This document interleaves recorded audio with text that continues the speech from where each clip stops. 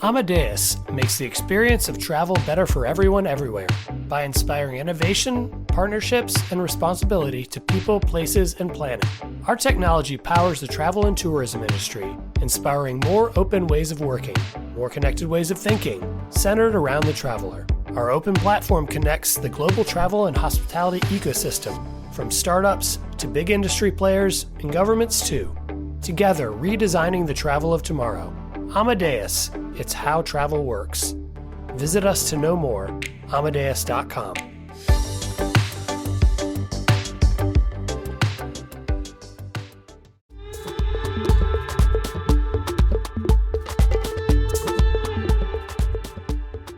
Welcome to yet another episode of the Skift India Travel Podcast. Today, joining me is Dipak Deva, Managing Director of Travel Corporation India, the country's largest inbound travel company. TCI has inbound brands like Sita, Distant Frontiers, Go Vacations, and Vilasta in their portfolio. Today, with Dipak, we will be diving into the complexities of India's inbound tourism. Welcome, Dipak. Thank you so much, Peden. Delighted to be on your podcast. Thank you. We are so glad to have you. I know we've been talking about this for quite some time, but we are so glad to have you. Dipak, despite the country's impressive growth in outbound travel, India's inbound tourism it has not yet reached the heights it saw in 2019, which again I feel is still not the true potential of Indian inbound tourism. Now, while we did see like about a 44% increase in foreign arrivals in 2023, it's clear that we haven't fully recovered. So, to begin with, what do you think is holding India back? So various factors, and I think you're absolutely right when you say that we are not at our potential for inbound. Inbound tourism generated $30 billion of revenue for us, and I think one of the things, Peden, that we all need to start looking at is not tourist arrivals but more tourist revenue, because that fully will give you the benefit that this industry brings to the country, and also it will show you true growth in terms of the value that this business brings. So from our point of view, it definitely isn't at the 2019 levels yet. However, all indications are that 2025 will not only be as good but better than 2019. So that's the good news. Yeah, sorry, but Deepak, what I feel is that, of course, we have set a benchmark. 2019 has been a benchmark for tourism of any kind, and we are seeing that. But I personally feel that 2019 mark was also not that great for India. But what do you think is inbound tourism in something is holding back inbound tourism in India? So is it like lack of infrastructure, a global perception, or is it something else entirely different? I put it down to just one simple reason, and that reason is zero promotion of Incredible India by the Ministry of Tourism or the Government of India. And I think that has been the number one reason why we have not reached our full potential or taken advantage of the current situation that exists, such as China not being the flavor of inbound tourism, such as the potential that the possibility of generating business based on people canceling trips around Egypt and Jordan. There are these two, especially China, which used to get 60 million tourists, inbound tourists. Mhm. Today, it's not the flavor of people traveling to. I mean, China is not the most preferred inbound destination. These are opportunities, and these opportunities you can only convert if you have a proper, well thought through strategy, which includes promotion and promoting Incredible India and going out and doing the right thing, whether it is through social media, print, etc. But you have to have a plan and implement it quickly in order to take advantage of the situation. Listen, manufacturing, China plus one, biggest advantage was the advantage went to Vietnam. Of course, we are also getting some advantage in the manufacturing sector. But what are we doing about tourism? What have we gone out? What is the that we are giving the world. And I'm sorry to say, but unfortunately, in the last 24 months, there is no message. Absolutely, absolutely, Deepak. And let's not forget that when this government came to power, they focused on their three T's, included tourism, right? So let's talk a bit about the government's role. Of course, you talk about doing the right thing, and you said zero promotion. And ironically, the 2025 interim union budget significantly increased funding for tourism infrastructure, which was a great positive move. However, there was also a 97% cut in global promotion spending. Now, with this drastic reduction, how will that impact India's efforts to attract foreign tourists? Do you think is the government kind of sending mixed signals about its commitment to boosting inbound tourism? So, I'll go one step back. I'll go back to 2014, to the period 2014-19, which I call the golden years of inbound tourism. Mhm. Simple measures taken by the government resulted in the best year in 2018, 2019 were the best years for inbound tourism in India. What did they do? They did two very simple things. They introduced electronic visa, which just changed the entire industry. In my view, that was the Mhm. biggest change that ever happened, because convenience of getting an electronic visa within 24 hours at $25 was a game changer. Okay, earlier it was $75, they brought it down to $25, which is brilliant. And you don't need free visas and all of that. I mean, that discussion I wouldn't want to have right now, because that's not the reason people are not traveling to India. E-visas, fantastic. They came on, and we had a huge increase because of that. And the second important move that was made at that time was what I call Incredible India 2.0, where amazing content was created and social media was used to promote India.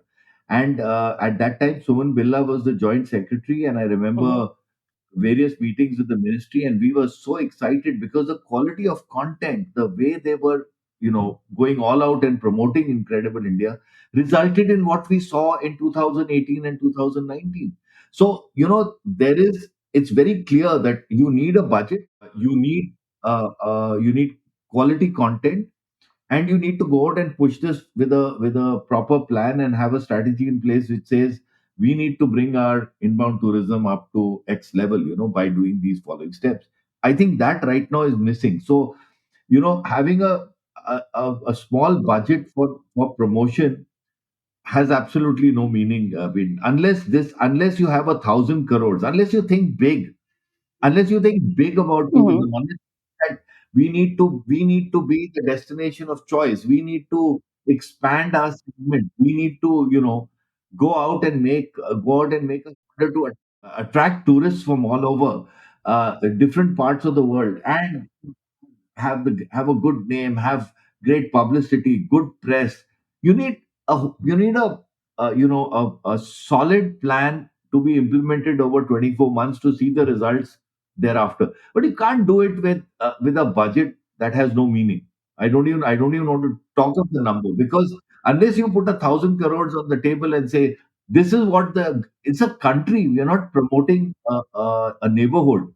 It's a country, and we have very good examples of countries that have succeeded with by putting in even more or less money than this, or more money. There are countries who spend, forget budgets of certain countries, but I'm saying take you know a certain amount, 100 million, $200 million is nothing when it comes to promoting a country, when the positive impact of tourism is going to be tenfold of that money. So Absolutely. yeah, for me, it's a lost cause if you don't have a plan. And otherwise, listen, there's no problem. The destination is still growing. Like I said, we'll be back to 2019 numbers. There is momentum. India is a country where people want to travel. There is good positive economic news that's gone out. People think it's a great place to be in. All the indicators are positive. So people will still come. The private sector will still promote. And hey, there is going to be Air India now with 460 planes that is going to make a lot of noise about the destination because they need to put people on the seats. So private sector will make the effort, and we will go out and do what has to be done. Question is, have you lost the big opportunity? And for that, the answer is yes. We have lost. We are losing a great opportunity, especially when people are not booking to China the way they should. And there is this whole sad situation in the Middle East, but there are people who are not traveling to countries like Egypt and Jordan in this area, and they are flying somewhere.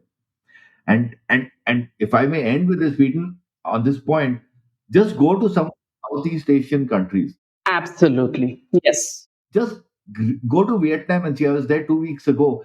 Vibrant tourism economy, vibrant. Okay, you go to countries now, like even countries like Philippines and all. They are just, business is going through the roof. Go to Japan, you won't get a room. Correct. I mean, everybody is traveling to Japan. That's what they say.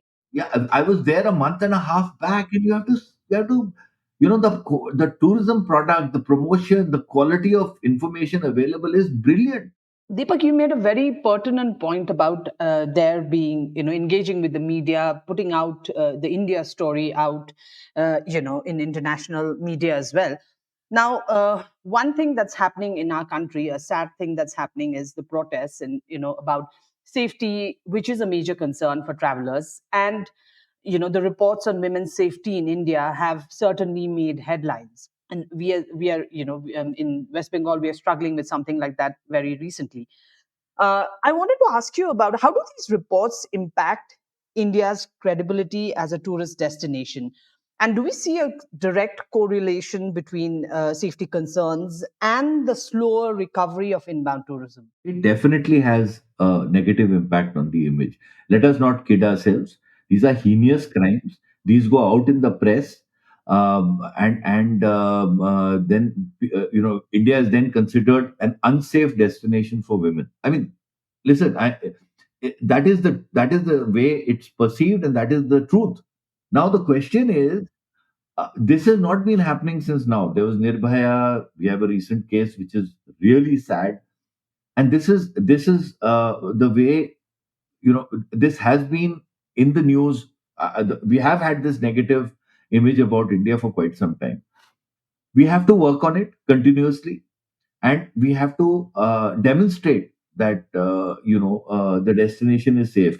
So that requires, again, a PR exercise, press, all of that has to go into play to think. But the you can't take away from the fact that these crimes have happened, Correct. and recently and in the past. Yes, it does have an impact.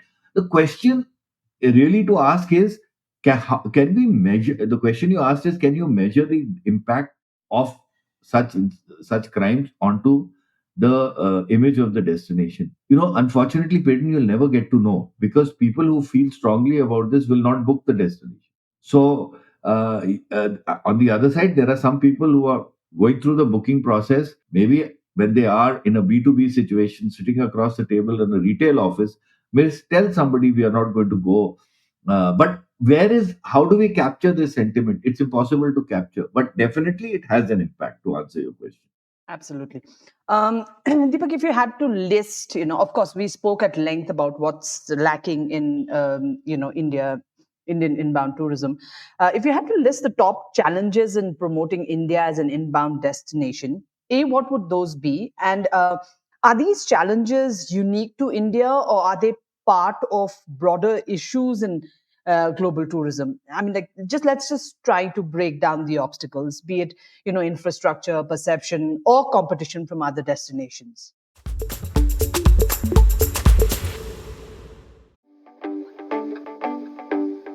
Amadeus makes the experience of travel better for everyone everywhere by inspiring innovation, partnerships, and responsibility to people, places, and planet. Our technology powers the travel and tourism industry, inspiring more open ways of working, more connected ways of thinking, centered around the traveler. Our open platform connects the global travel and hospitality ecosystem, from startups to big industry players and governments too. Together, redesigning the travel of tomorrow. Amadeus, it's how travel works. Visit us to know more, Amadeus.com.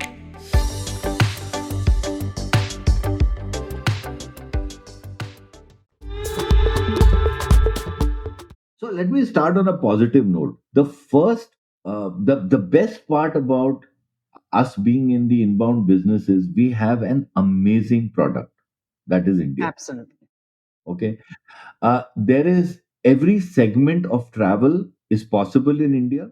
We have, everybody talks of immersive experiences. This country has had immersive experiences for 5,000 years.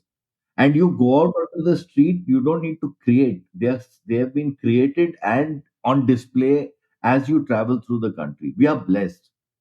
We have, four clear seasons in the north, you have amazing weather in the south, you have great product in the east, you have, the best beaches that you can think of. We have everything. So, we, from a tourism point of view, whilst we are always beating ourselves up about not being able to reach our potential, we have to first acknowledge that we live in a tourism ecosystem which is the envy of many countries. So we are blessed.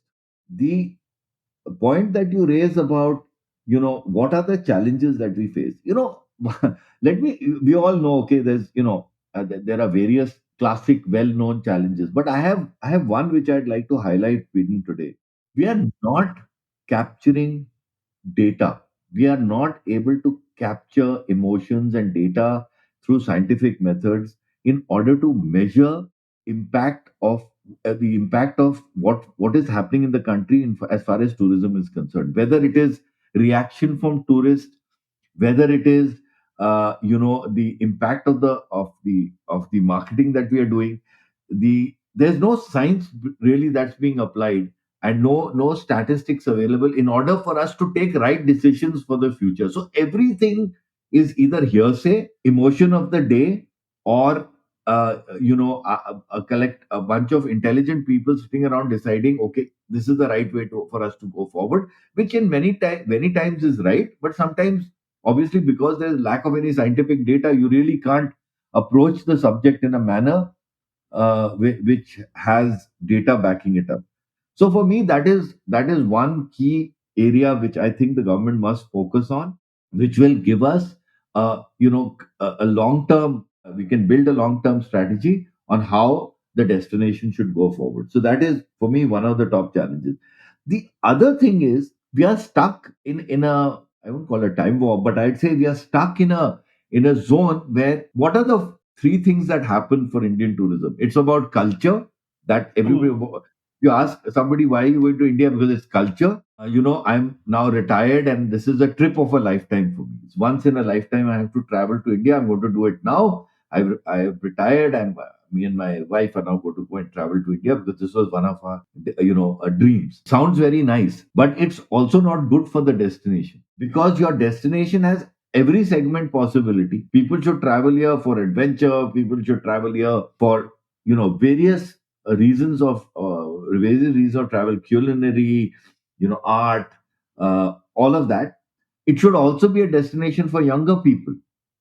People in their 40s today have much more money than our parents had. And those Absolutely. people are the ones we need to attract, and have those tourism dollars come to India. And they're willing And to it spend should as not well, be, right? yeah, and they'll spend because they are spending on, they're not, they are spending on amazing things. They're spending on experiences. They're spending on, traveling longer. They're spending on staycations. They're spending on coming back for special occasions where there is a lot of, tourism dollars that are now being spent on experiences. So these are the people we need to attract. And also, it should not be considered once in a lifetime destination. We want people to come back to India four times in their life. Why are we going on? Why are we happy about the fact that it's a once in a lifetime destination? We go to so many countries two and three times. There are Correct. some people who go to Italy first to do the cultural part. Then they go back to stay in Tuscany for a week to discover that area. The third time they go on a culinary and a wine tour. It should not be once in a lifetime. Once we have Air India and Indigo coming in, in making those 1,000 plane investment, when it comes to life, you are going to be accessible from around the world on a direct flight, and you're 6 to 7 hours away from Europe, 3 to 4 hours away from many Asian countries. So I think we must, these are the challenges we must work on if we want tourism to be, give the economic benefits to the country over a period of the next 10 to 20 years.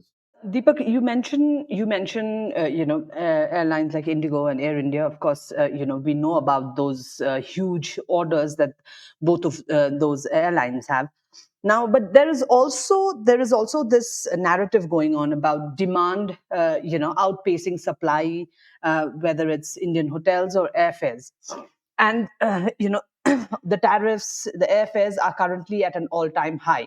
Now, many also argue that these high costs are also deterring international tourists. I wanted to ask you, do you agree that pricing is a significant barrier?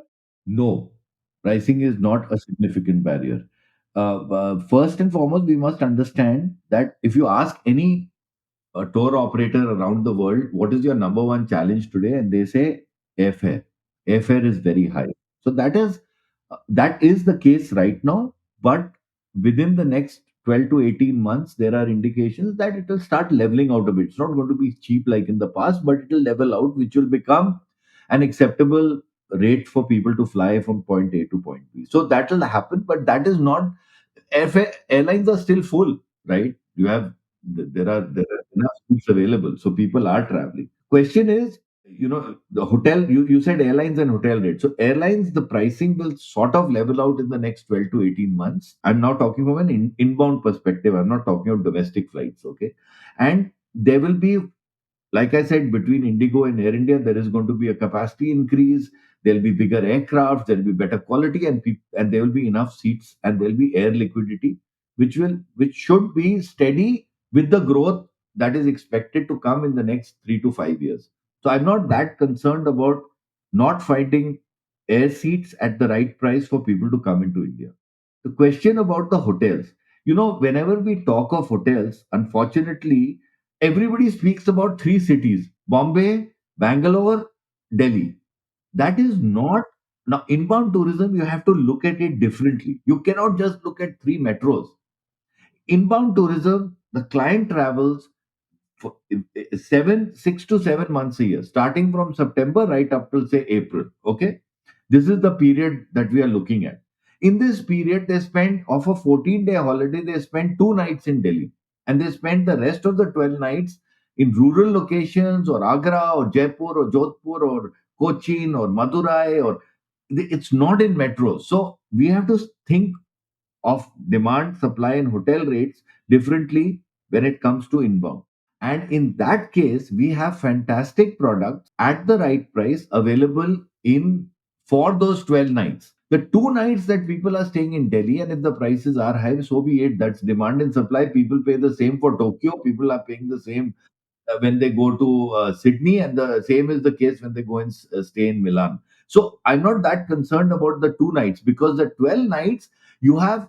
I, I'm not saying the product is cheap or expensive. I'm saying that the product that we offer for 12 nights compared to anywhere else in the world, because this is an international client, is fantastic value with great service. Now, hopefully, the third factor in this whole thing is not price and availability. For me, the more important factor is going to be service going forward, which I hope Indian hotels and the people involved in tourism focus a lot on, and are able to deliver what we are known for. We are known for very high quality service, and that's our USP. We should not let that go. Also, Deepak, last year, when we are talking about inbound travel, last year, we noticed a bump in inbound travel between September and November.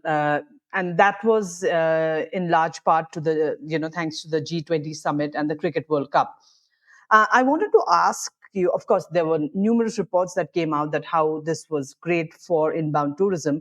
But was this growth sustainable, or was it just a temporary spike? And do events like these provide a long-term boost to India's inbound tourism, or are they more like a short-lived phenomenon? Very good question.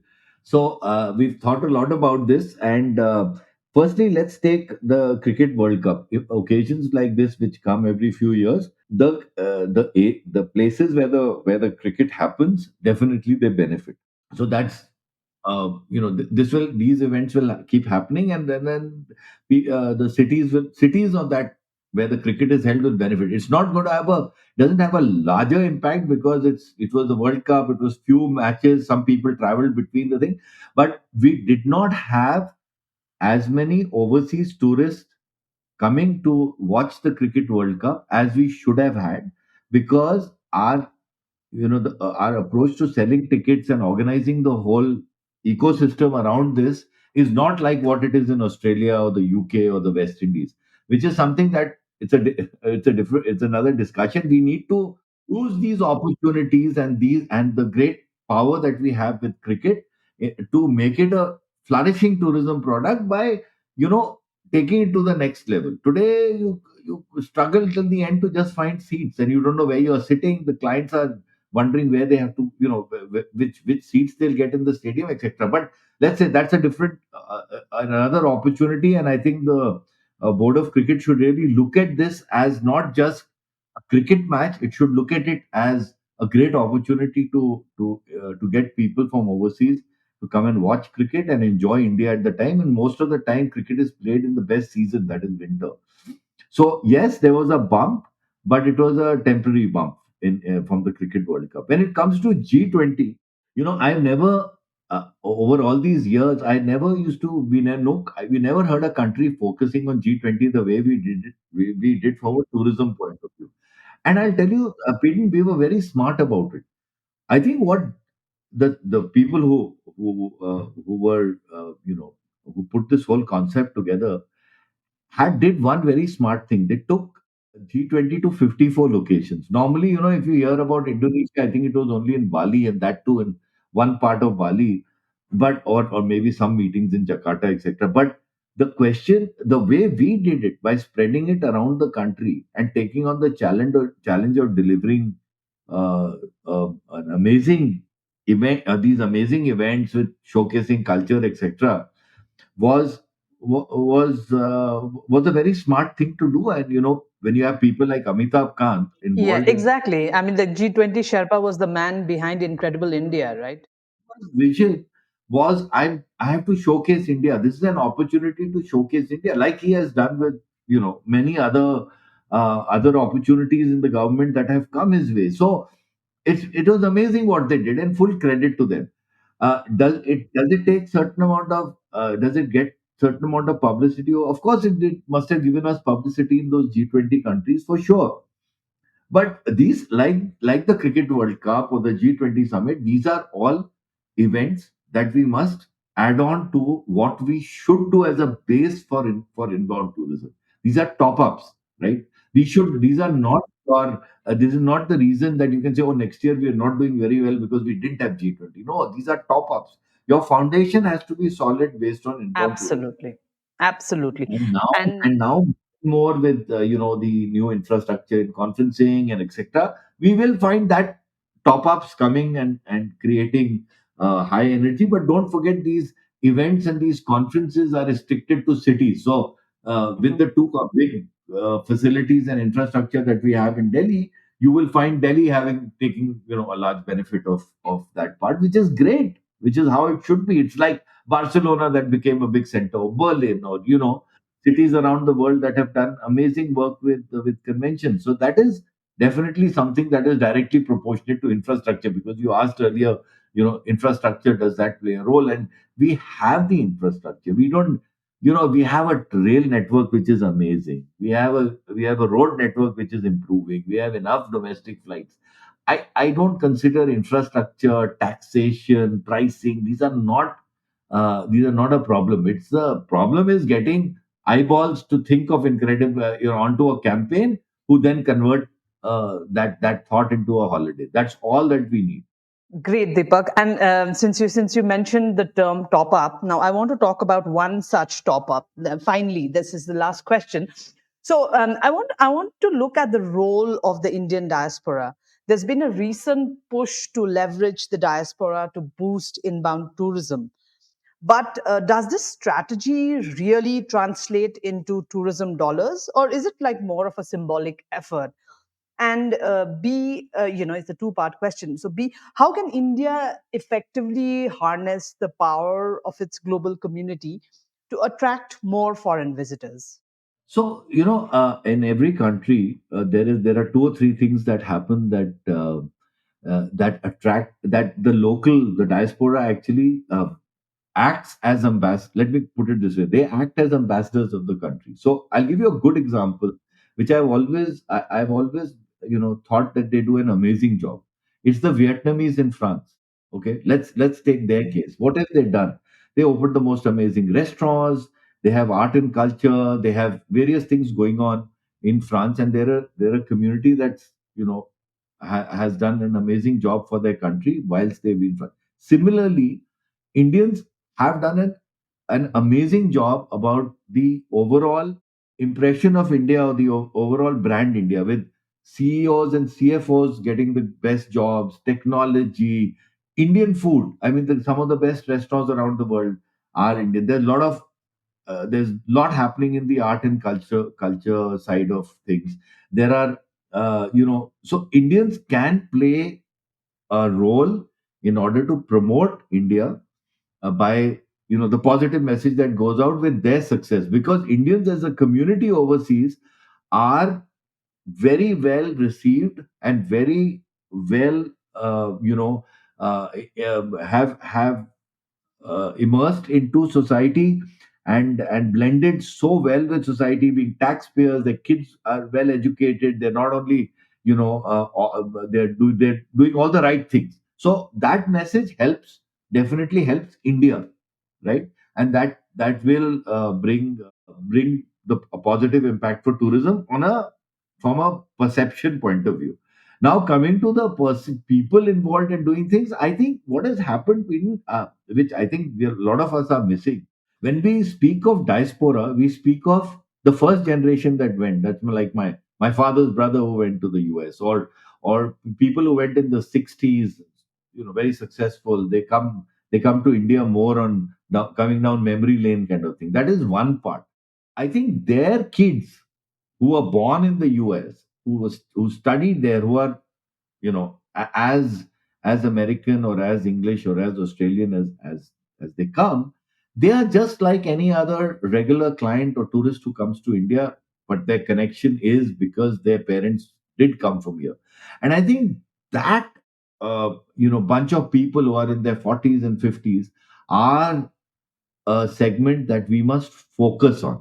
And the younger ones who are in their 20s, just coming out of university, will be your future clients. So this is a segment in itself, right? But we should not start treating it as, oh, because they are Indian, they will come. They have to be treated just like any other good, interesting client who's interested in immersive experiences, young, educated, affluent, and you can add a storyline for them in order to bring them back to their roots, kind of thing. But I think those the diaspora now in the future that will travel will be like any other person wanting to visit the country, and you see so many of them, and that's fantastic. Great business. And they go with they bring their friends with them. They're Correct. coming here for weddings. So there is all of that is happening in a very positive manner. So you don't need to do anything special for them, right? In any case, they are all very excited because of social media, there's so much happening. They follow India. You have nowadays, whenever the prime minister travels, he does a meeting in India. He always talks about coming traveling to India, bring six people along with you. So all the it is there. There's no problem. But I think there is a lot more that needs to be done. Like I said earlier, on the marketing piece, uh, which will also attract the younger generation of the diaspora. Fantastic, Deepak. Thank you so much for all these insights. Some really excellent takeaways, for everyone who's listening, and especially for the tourism ministry as well. Thank you very much for joining us. Thank you, Peden. It's always such a pleasure to chat with you, and thank you so much. Thank you. Thank you so much. Thank you, everyone, for joining us. Of course, India has immense potential as a global tourism destination, but unlocking that potential requires addressing, these complex challenges that Deepak and I talked about head on. So from whether it's the safety perception to promotional budgets, there's a lot to consider, and we'll continue to keep an eye on how India navigates these hurdles in the coming months and years. Thank you, everyone, for tuning in, and we'll see you next time. If you're listening to us on Spotify, Apple Podcasts, or any other platform, please subscribe, rate us 5 stars, or leave a positive review. Your support helps us spread the word about the Skift India Travel Podcast and ensures we can keep bringing you free content every week. If you're watching us on YouTube, subscribe to the Skift channel and hit the notification bell to stay updated whenever a new video drops. Thank you for your support.